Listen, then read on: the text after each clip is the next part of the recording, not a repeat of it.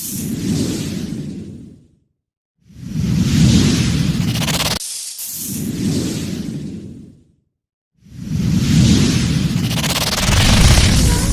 న్యూస్కు స్వాగతం. నా పేరు కిరణ్ కుమార్. ఇప్పుడు హెడ్లైన్స్. సింహాచల క్షేత్రంలో ఈరోజు దర్శన వివరాలు తెలియజేస్తున్నారు. శ్రీ శ్రీ శ్రీ వరాహలక్ష్మీ నృసింహస్వామివారి సన్నిధానంలో జ్యేష్ఠ శుద్ధ పూర్ణిమ బుధవారం, జ్యేష్ఠ నక్షత్రం, జూన్ 11వ తారీఖు.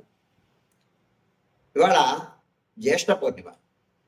జ్యేష్ఠ పూర్ణిమ సందర్భంగా స్వామివారికి 3వ విడత చందన సమర్పణం జరుగుతుంది ఇవాళ రోజు. ఈ కారణం చేత ఇవాళ ఆర్జిత సేవలు రద్దు చేయబడతాయి, సుప్రభాతంతో సహా. భక్తులు గమనించవలసిందిగా మనవి చేస్తున్నాను. రాత్రి 2 గంటలకు సుప్రభాతం, సుప్రభాతం అయిన తర్వాత 2 నుంచి 2:30 వరకు సుప్రభాతం, సుప్రభాతం అయిన తర్వాత 2:30 గంటలకు విశ్వక్సేనారాధనం, పుణ్యాహవచనం అయిన తర్వాత చందన సమర్పణం, చందన సమర్పణం అయిన తర్వాత ఆరాధనం, ప్రాతరారాధనలో భాగంగా నిత్యవేద పారాయణం, ఉపనిషత్ పారాయణం, దివ్యప్రద సేవాకాలం జరుగుతుంది. అనంతరం ధూపసేవ, ధూపసేవ సమయంలో చతుర్వేద పారాయణం, శ్రీరామాయణం, భారతం, భాగవతం, విష్ణుపురాణం, క్షేత్రమహాత్మ్యం, వరాహపురాణం, శ్రీభాష్యం, భగవదృశ్యం మొదలైన గ్రంథాలను పారాయణ చేయడానికి ఉపక్రమిస్తారు.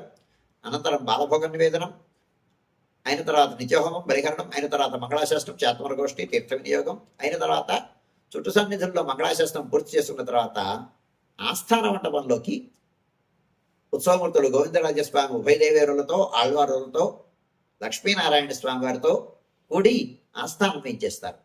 వేయించేసిన తర్వాత అక్కడ విశ్వక్సేనారాధనం, పుణ్యాహవచనం, పంచకలశ ఆవాహనం, పంచకలశ స్థపన తిరుమంజనం అయిన తర్వాత దీనితో సమాంతరంగా వేదపారాయణం, దివ్య ప్రబంధ పారాయణం, నీరాటం విన్నపం అయిన తర్వాత నివేదనం, అలంకారం, ఆరాధనం అయిన తర్వాత నివేదనం, నివేదనం అయిన తర్వాత మంగళాశాస్త్రం, చాతుమర గోష్ఠి అయిన తర్వాత స్వామివారు ప్రధానాలయంలోకి వేయించేయడం, వేయించేసిన తర్వాత రాజభోగ నివేదనం, రాజభోగ నివేదనం అయిన తర్వాత చుట్టు సన్నిధిలో నివేదనం అయిన తర్వాత మంగళ నీరాజనం.